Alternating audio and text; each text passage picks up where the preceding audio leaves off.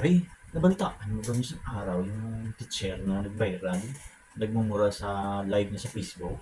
Grabe yun pare. Grabe naman iyon.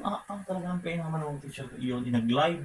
Tapos gagayin na sasabihin, ay bayari talaga. Kaya naman mga sinabi noon ay sadyang na hindi maganda. Talaga namang kahit sino makarinig noon ay siya. Kaya naman mga pare. Isang mga talaga ginawa niya, hindi talaga maganda sa social media. Kalat talaga yung ano, kaya yan talaga yung pare. Grabe naman paglalait ko noon ay. Abay talagang nilait naman ang gusto yung mga estudyante niya eh. Kaya naman ba naman ay alam naman na nasa ano, nasa social media, magla-live kang gayon, magmumura ka ng estudyante. Ah, ah. Pero mas okay lang yun kaysa noon. Ay nakaw noon, grabe. Tama ka dyan pare, tama ka. Alam mo ka pare, ngayon mas okay pa mga teacher at hindi nananakit at may batas tayo diyan na maaari silang makasuhan o mawalan ng lisensya. Abay, dati ay grabe yung mga teacher dati. Pag dumating ka sa klase na late ka, may parusa ka. Pag hindi ka makasagot sa tanong ng teacher, may parusa ka. Pag wala kang assignment, may parusa ka. Ay minsan ang parusa ay papatayuin ka maghapon doon sa hanggang matapos ang klase. Nakatayo ka sa likuran. Hindi ka doon sa harapan.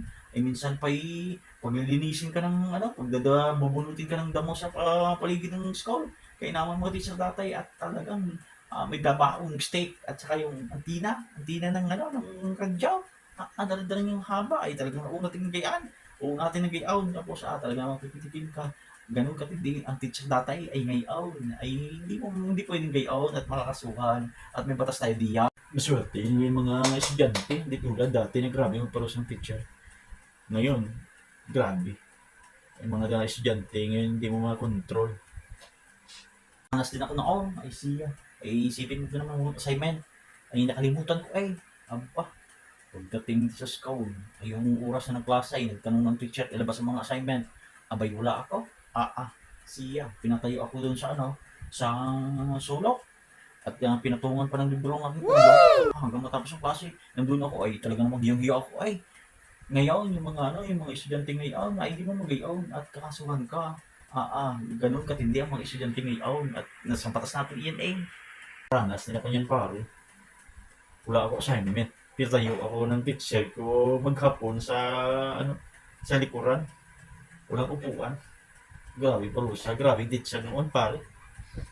Hanggang ngayon ang mga bata pare, kakainamon ay marami din na nagbigti, mga grade school pa lamang, at depression daw, ay napagalitan na ng mga magulang. Ganun na kaagad, magtatampo at mag-suicide at kinaman. Ay dati sa school ay ang laro lang ay tumbang preso, habulan, yung lastiko, yung mga larong literal lang dati nung gawa ng mga bata. Ay walang social media, walang ay ngayon na pagdami ng mga laro sa cellphone, ay mga bata ang tahimik, hindi na nakapagtakbo diyan, yung ibang laro hindi na alam ng mga bata. Ay iba ngayon. At saka kahit gayong dati ay mga teacher, may paper natututo ang mga bata. Ngayon, ako po, kay naman. May likas ka dyan. Kahit 500 lang pare. Kailangan ko lang pare. Sinsya ka na pare. Yun lang. Inaan mo na naman ako sa puntuan. Naman ka, magpapagikas ka na naman. Pare, dami mo na yatang utang sa akin. Kailan mo ka ako mabayaran? Kailangan ka.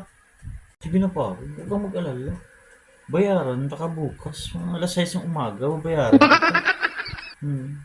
Siya, kainaman ka diyan. Bukas ng umaga, siguraduhin mo ha. At iyan, ibabayad ko iyan sa aming delivery.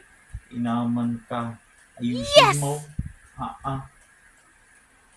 Salamat pare Bayaran, taka bukas. Don't worry Sige pare, uwi na ako. Thank you very much pare. Bye-bye.